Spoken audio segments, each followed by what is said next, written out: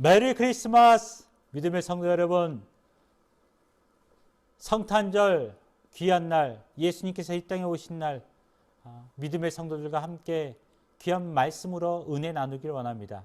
함께 모여서 예배드리면 그 더 나이 없이 정말로 행복했을 텐데 지금 코로나로 인해서 함께하지 못해서 좀 안타깝습니다. 하지만 우리가 다시 만날 날을, 다시 회복할 날을 기대하면서 우리가 있는 위치에서 함께 하나님께 예배하며 말씀으로 동참할 수 있기를 주님의 이름으로 축원드립니다. 오늘 성탄절 함께 나눌 말씀은 누가복음 2장 8절에서 14절에 있는 말씀입니다. 누가복음 2장 8절에서 14절에 있는 말씀입니다. 제가 봉독해 올리겠습니다. 그 지역의 목자들이 밤에 밖에서 자기 양떼를 지키더니 주의 사자가 곁에 서고 주의 영광이 그들을 두루비춤에 크게 무서워하는지라. 천사가 이르되 무서워하지 말라. 보라, 내가 온 백성에게 비칠 큰 기쁨의 좋은 소식을 너희에게 전하노라. 오늘 다윗의 동네에 너희를 위하여 구주가 나셨으니 곧 그리스도 주시니라. 너희가 가서 강보에 쌓여 구유에 누워 있는 아기를 보리니 이것이 너희에게 표적이니라 하더니 호련히 수많은 천군이 그 천사와 함께 하나님을 찬송하여 이르되 지극히 높은 곳에서는 하나님께 영광이요 땅에서는 기뻐하심을 입은 사람들 중에 평화로다 하니라. 아멘. 원래 연말 연시가 되면 성탄 크리스마스 캐롤이 온 거리를 울려 퍼질 때가 얼마나 많았는데 지금은 그 크리스마스 캐롤조차, 그리고 사람들조차 나오지 못하고 있는, 길거리에 나오지 못하고 거닐지 못하는 이런 환경이 되었습니다. 근데 성경에서 보면 원조 크리스마스 캐롤이 나옵니다. 바로 천사들입니다. 주님의 탄생을 찬양하며 나갑니다. 누가복음 2장 14절에 이렇게 얘기하고 있습니다. 지극히 높은 곳에서는 하나님께 영광이요 땅에서는 하나님이 기뻐하시는 사람들 중에 평화로다 하니.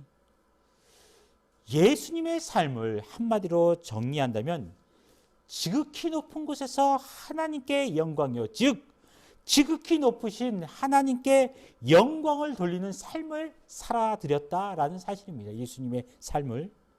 예수님이 이 땅에 왜 인간의 몸으로 태어나셨습니까? 바로 온 인류를 구원하시기 위해 이 땅에 오셨어요. 그것이 하나님 아버지의 뜻을 이루기 위해서입니다. 예수님의 삶은 하나님의 뜻을 이루어드리는 데 온통 집중되어 있습니다. 아무리 위급한 상황 가운데서도 기도하시면서 하나님의 뜻을 따랐어요. 할 수만 있거든 이 잔을 옮겨 주시옵소서. 그러나 내 원대로 마옵시고 아버지 원대로 하옵소서. 그리고 목숨을 다해 하나님의 뜻인 십자가를 지셨습니다. 그리고 돌아가시면서 다 이루었다고 말씀하십니다. 무엇을 다 이루셨을까요? 하나님 아버지의 뜻을 다 이루어 드렸다는 사실입니다. 예수님은 자신의 전생을 통해서 하나님의 뜻을 이루며 사셨습니다. 그것이 하나님께 영광을 돌리는 삶으로 사셨다는 사실이죠.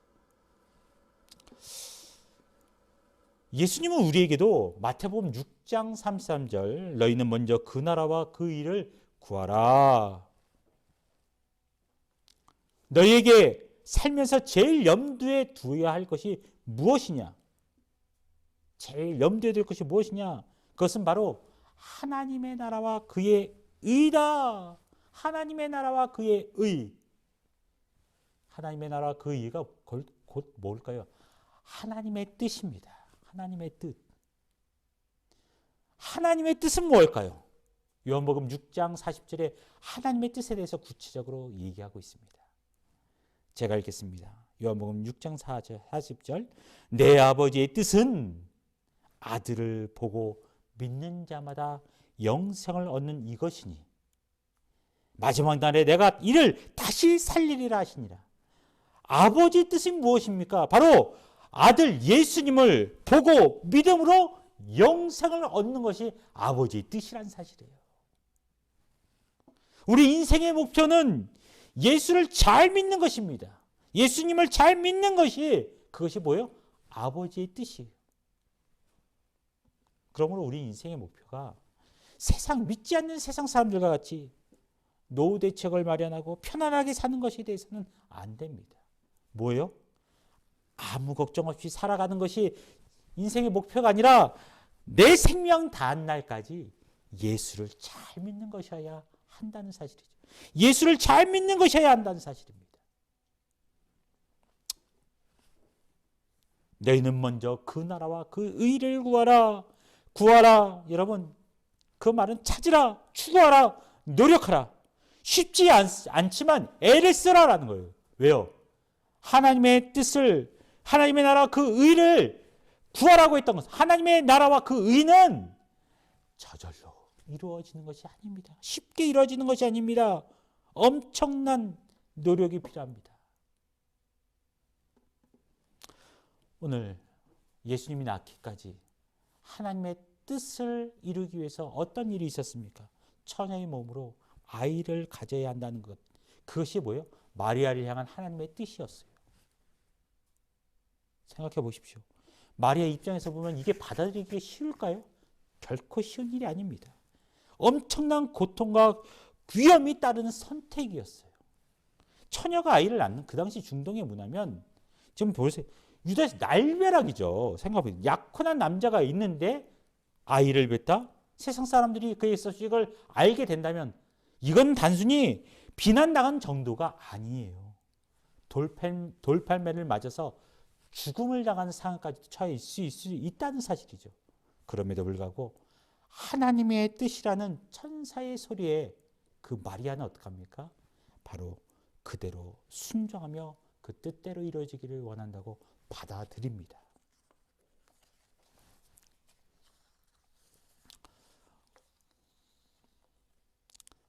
마리아도 그 고통이 무섭다고, 위험이 두렵다고 하나님의 뜻을 거절할 수도 있었을 것입니다. 그렇지만 그는 그 뜻을 거절하지 않았어요. 그대로 받아들였습니다. 그로 인해서 뭐예요? 세상의 뭐 어떤 여인보다 복된 여인이라는 그런 칭찬을 듣게 되죠. 아름다운 여인. 하나님의 뜻을 따라 산다는 것이 때로는 우리에게 위험해 보일 수도 있고요. 고통스럽게 보일 수도 있습니다. 그리고 마리아처럼 하나님의 뜻이라면 순종할 수 있는 그런 담대한 믿음의 소유자들이 될 수 있기를 정말 주님의 이름으로 축원드립니다.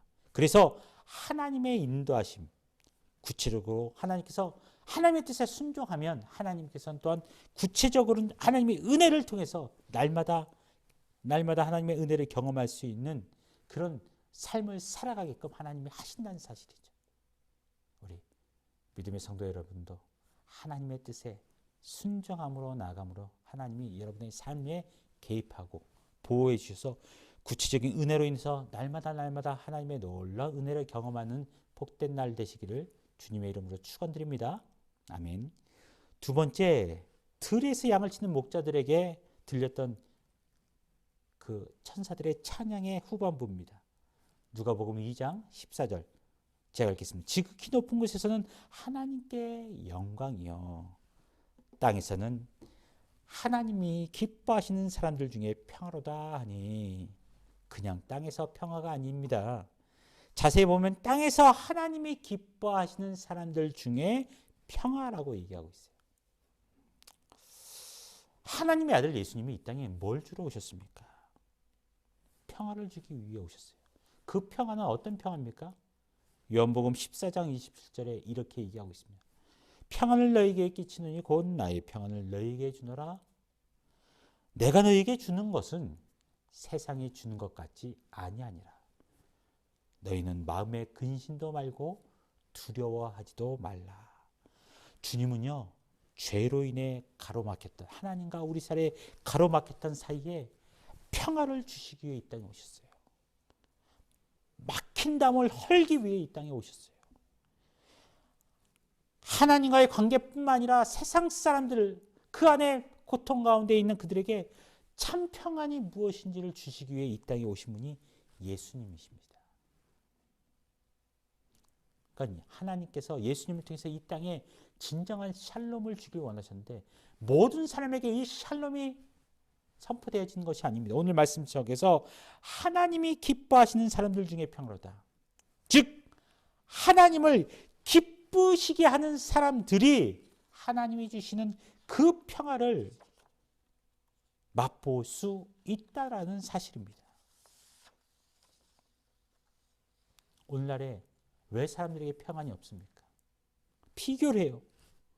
저 사람은 가졌는데 왜 나는 없는가? 나는 왜 차가 없고, 왜 나는 집이 없고, 왜 나는 뭐가 없고, 왜 나는 가보지 못했고, 저 사람은 경험해 없고, 자꾸 비교를 해요. 언제나 사람들은 그 시선이 내가 갖고 있는 시선보다 그 위를 바라봅니다. 늘 위만 쳐다보니 나보다 잘난 사람, 나보다 잘 나가는 사람, 더 가진 사람들. 그러니 평안이 없습니다. 샬롬이 없어요. 근데 주님은 이 땅에 어떻게 오셨습니까? 하나님이 기뻐하시는 사람이란 어떤 사람일까요? 예수님이 어떤 삶을 사셨는지, 하나님의 뜻을 이루기 위해서 어떤 삶을 사셨는지를 통해서 우리는 그 답을 찾을 수 있습니다. 주님은 언제나 그 시선이 위가 아닌 아래를 바라봤습니다. 주님의 늘 곁에는 가난한 사람들, 병든 사람들, 소외된 사람들, 그 시대의 모든 사람들이 모두 높은 곳을 바라볼 때 주님의 시선은 항상 낮은 사람이었어요. 여러분, 주님은 어떤 분이세요? 하나님의 아들이에요. 하나님의 아들. 창조주면서 피조물이 되셨고 하나님이 인간으로 되셨어요. 그렇게 낮고 낮은 자리에 오신 날이 바로 성탄절입니다. 왜 오셨습니까? 우리를 구원하시기 위해, 우리를 살리시기 위해, 우리를 사랑하시기에 이 땅에 오셨어요. 가난한 목수의 집에서 태어나 여간에 방 하나 편도 없어 말구유에 나신 분, 가장 연약한 아이의 모습으로 가장 낮고 낮은 말구유에 오신 분, 그리고 결국은 그 이 땅에 오신 이유는 우리를 위해서 십자가에 달려 죽으시고 낮아지고 낮아지고 낮아지고 낮아지기 위해 이 땅에 오신 예수님. 왜 낮아지셨을까요? 왜 우리 시선을 낮게 내려봐야 될까요? 낮은 자리를 바라봐야 될까요? 주님이 한없이 낮으신 이유가 바로 누가복음 2장 11절에 그 답을 찾을 수 있습니다. 제가 읽겠습니다. 오늘 다윗의 동네에 너희를 위하여 구주가 나셨으니 곧 그리스도 주시니라. 너희를 위하여.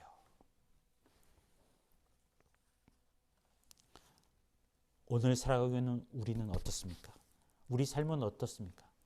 나를 위하여, 내 가족을 위하여, 내 건강을 위해서, 내 자녀를 위해서, 내 행복을 위해서 오직 나밖에 모르고 있는 바로 우리를 위해서 주님은 너희를 위하여, 수시로 마음이 바뀌는 나를 위해서, 나밖에 모르는 나를 위해서 주님은 낮고 낮아지고 낮아지고 낮아지고 낮아지다는 사실입니다.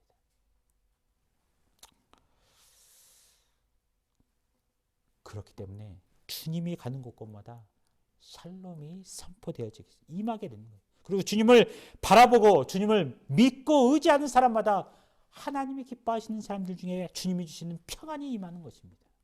세상의 그 어떤 환경 가운데서 줄 수 없는 참 평안이 없는. 그렇기 때문에 어떻게 해요? 어렵고 힘들지만 고난이 연속이지만 그들에게 어떻게 해요? 두려워하지 않습니다. 두려워하지 말라. 내가 주는 평안은 세상이 주는 것 같지 아니야. 너희는 마음의 근심도 말고 두려워하지도 말라. 주님을 만난 사람에게는 세상의 근심 걱정에 엄습할 수 없습니다. 누가 나를 무시한다고 감히 나를 이리라고 얘기하지 않습니다. 왜? 주님은 이 날은 보잘것없는 나를 위해서 저 낮고 낮은 자리, 결국은 십자가의 그 낮은 자리까지 지셨던, 거기에 비하면 나 같은 존재, 그래 나는 보잘것없는 존재. 주님이 그 길을 거셨다면 나도 낮은 시선으로 달려가야지.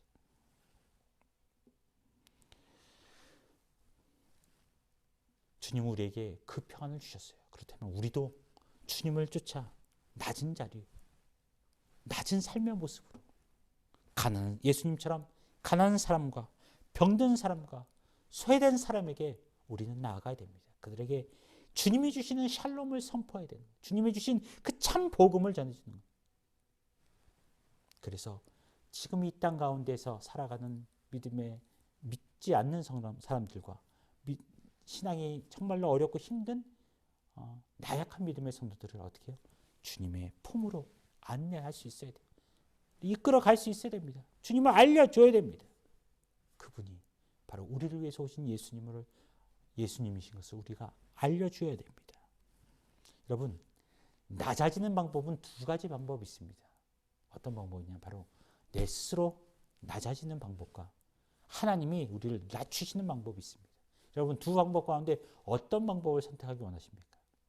저는 오늘 믿음의 성도들이 이왕이면 내가 주님처럼 낮아집시다. 낮아지시고 어떤 방법으로 있든지 하나님께서 나를 꼬꾸라서 낮추시는 것보다 스스로 내가 낮아짐으로 인해서 심령이 낮아진 심령 가운데 하나님의 샬롬의 은혜를 나타내고 증거하며 우리가 가득 누리며 살아갈 수 있는 믿음의 성도들, 우리 모두가 되기를 정말 주님의 이름으로 축원드립니다.